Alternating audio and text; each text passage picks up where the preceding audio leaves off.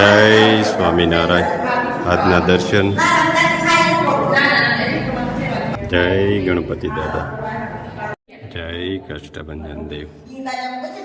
Good morning Gulabbhai. જય Swaminarayan. Good morning. જય સ્વામિનારાયણ. જય શ્રી રામ. જય શ્રી કૃષ્ણ. જય માતાજી. નમઃ પાર્વતી પતિ. હર હર મહાદેવ.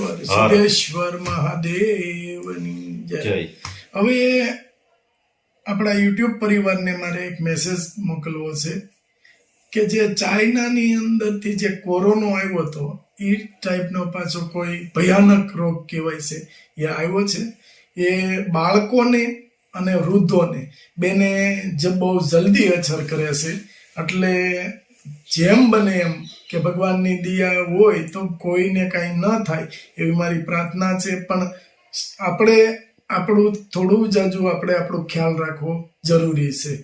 એટલે થોડોક જે કોરોના વખતે જે આપણે હેરાન થયા છે કે બહુ મુસીબતમાં મેકાણા છે એવો સમય આપણે ન આવે એના માટે બધા થોડું ધ્યાન રાખજો. બાળકોમાં ધ્યાન દેજો, વૃદ્ધોમાં ધ્યાન દેજો. અને એ રોગ આવ્યો છે એના લક્ષણો કઈ રીતના છે રજુભાઈ? વાયરસનું નામ છે HMPV. વાયરસના લક્ષણો ઉધરસ, તાવ, નાક બંધ થઈ જવું, શ્વાસ લેવામાં તકલીફ, લાલ ચાંબા પડી જવા. પછી નાના બાળકો, વૃદ્ધ એને પેલા અસર કરે છે. આપણે ભારતની અંદર 3 કેસ આવ્યા છે. એમાં એક ગુજરાતમાં આવ્યો છે. 2 માસનું બાળક છે એને આવી ગયો છે. અત્યારે હોસ્પિટલમાં છે. આગળ સમાચારમાં આપણે સાંભળ્યું. એટલે બધાએ ખ્યાલ રાખજો. કોઈ પણ જગ્યાએ આખા ભારતમાં અથવા તો વિશ્વની અંદર કે આ રોગને જલ્દીથી રિકવર આવી જાય, કાબુમાં આવી જાય અને રોગનો નાશ થાય એવી સ્વામિનારાયણ ભગવાનના ચરણોમાં પ્રાર્થના. જય સ્વામિનારાયણ. ઓહો હો, શું છે ભાઈ આ ગુલાબભાઈ? પાર્સલ જ એટલે હતા. સોમવાર છે. 1 કિલો કાચરી. નાના પાર્સલ જો બધા પેલા થપ્પો મારી દીધો. હેર ઓઇલ છે. અટાણે ઘડીક પોરો ખાધો તો ત્યાં તમે આવી ગયા. પાછા પાર્સલ ચાલુ. અને કાચરી 1 કિલો તૈયાર થાય જવા દેવાની કાચરી. પાપડ અડદના છે ના છે? અડદના છે. એનું આગળ જો પાર્સલ થાય ને તો બધું આપણે બોલતું જવાનું છે. લાવો કિલો કાચરી બીજી. 1 કિલો બીજી કાચરી ભરપૂર માત્રામાં ઉપડે છે. ફોગતા નથી આપણે. હુકાય તઈ થાય. હવે હુકાય તઈ થાય. હવે ઓલા અટાણે હેર ઓઇલ ના આવ્યા ઈ હાલો એ કરી નાખો. પેલા કરી નાખો. પાછો હમણાં આવ્યા ઓર્ડર એને હેર જવા દેવી. એક હેર ઓઇલ, એક શેમ્પુ. અને આપણે આ ઓર્ડર આવ્યા મોડા ઓર્ડર હતા. આ છે આનંદ આવ્યા છે કેન્યાથી. એમનો ઓર્ડર છે. ના પણ ગુલાબભાઈ બેહવાની જગ્યા નથી એટલે પાર્સલ કરી દીધા છો.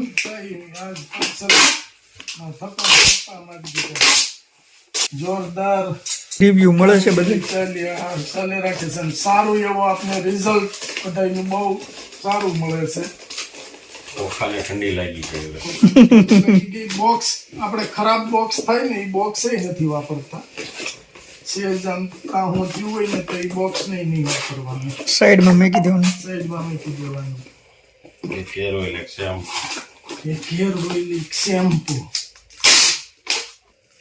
એક હેર ઓઇલ, એક શેમ્પુ.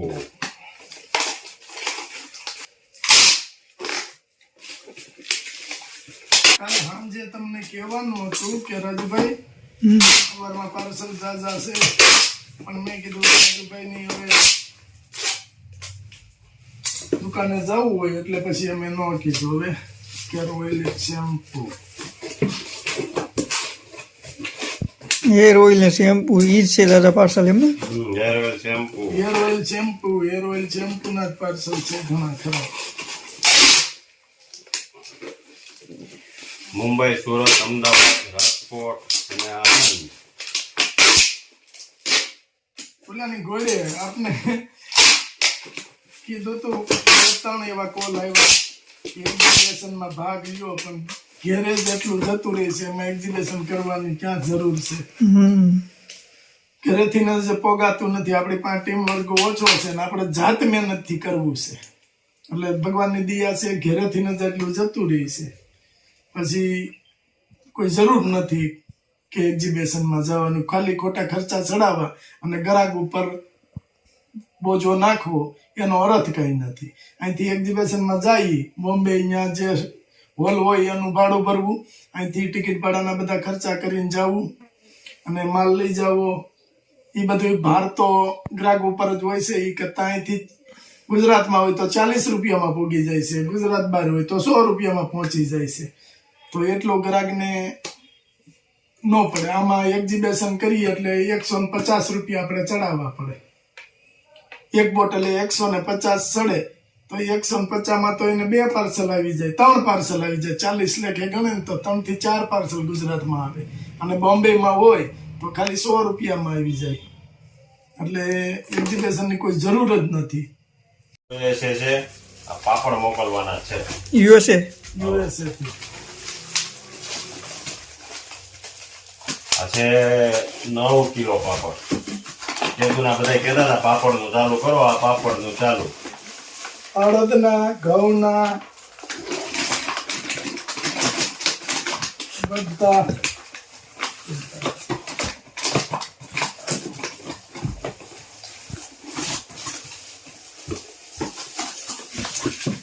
હાલો, 9 કિલો પાપડ આ USA હોય છે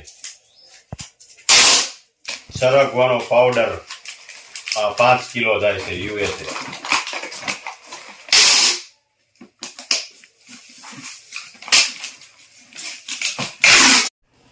એક હેર ઓઇલ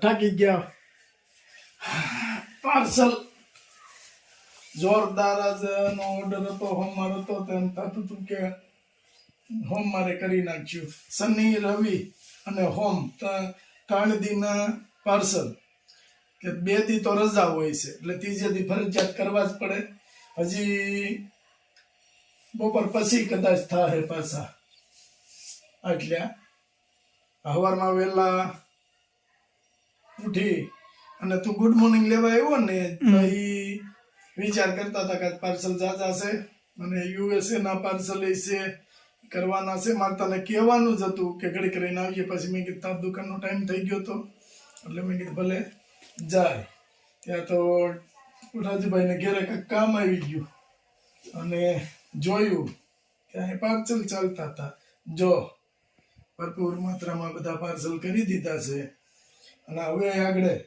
કે આપણે ગાડી નથી બાંધવી પડતી ભગવાન દયાથી ગાડી ઠાઠું મારી દઈએ એટલે ભરીને સીધું જવા દેવાનું અને સીધા જવા દેવાના કુરિયરમાં અને કાલ પાછો આપણે રવિવાર હતો હરેશભાઈ ધીરુભાઈ કાથરોડિયા મહિલા શાક ઉત્સવ હતો બહુ સરસ કર્યો એટલે પછી આપણે બધા ગયા હતા સેવામાં કાલ થાય એમ નહોતા એટલે ત્યાં આપણે હાજરી આપવાની હોય કીધું હોય એટલે અને સેવામાં બધી કામમાં હતા અને આપણે હવે ભગવાનની દયાથી ધીરે ધીરે ઉપડતું જાય છે આટલા જ પાર્સલ હોય આ પાર્સલ કેટલા થયા છે ઘણો છે 1 2 3 4 5 6 7 8 9 10 11 12 13 14 15 16 17 18 19 20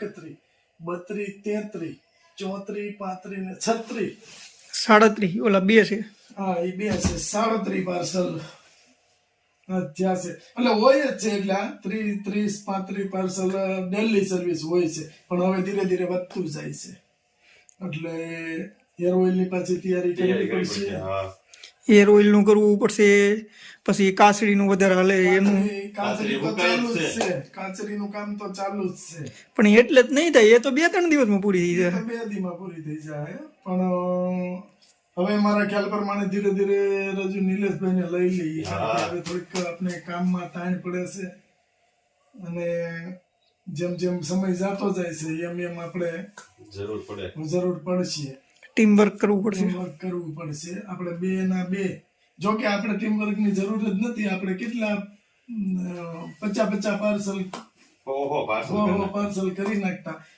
પણ નીલો હોય તો આપણે કાચરીમાં ને હેર ઓઇલ બનાવવામાં ને બધી વસ્તુ ઔષધિ લેવા જવામાં સારું પડે. હા આપણે એક જણો છૂટા રહી કે ભાઈ સારું પડે. એટલે ધીરે ધીરે નિલેશભાઈ ને હવે આપણે ટ્રેનિંગ આપી છીએ, એમ ધીરે ધીરે હવે આપણા લેતા જાઓ. અંદરના કામમાં લેતા જવું. જય સ્વામિનારાયણ.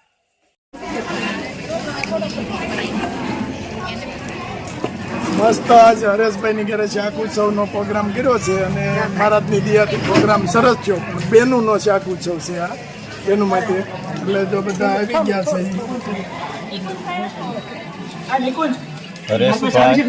હરેશભાઈ કાથરોટિયા કે જો આ ચાક છે, મરચા, પાપડ, છાશ.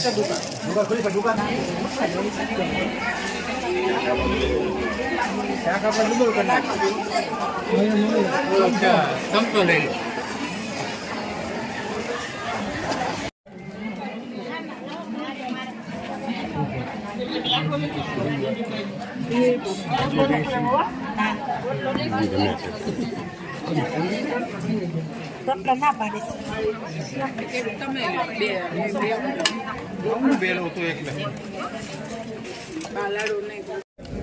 મસ્ત શાક ઉત્સવમાં ભગવાનની પ્રસાદ લેવા બેસી ગયા છે હરેશભાઈ, રાજુભાઈ, આપણે ડોક્ટર સાહેબ વાળા સાહેબ અને અમારા ભાઈ, મોટા ભાઈ એવા સંજયભાઈ, દેવાંગભાઈ. કેમ બન્યું દેવાંગભાઈ?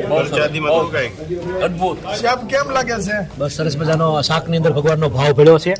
સરસ મજાનું શાકોત્સવનું જે મહિલા મંડળ દ્વારા આયોજન થયું એની અંદર હરેશભાઈ કાથરોટિયાના યજમાન પદે સરસ સુંદર મજાનું આયોજન થયું. બધાએ સરસ મજાનો શાકોત્સવ પ્રસાદનો લાભ લીધો. સરસ સરસ.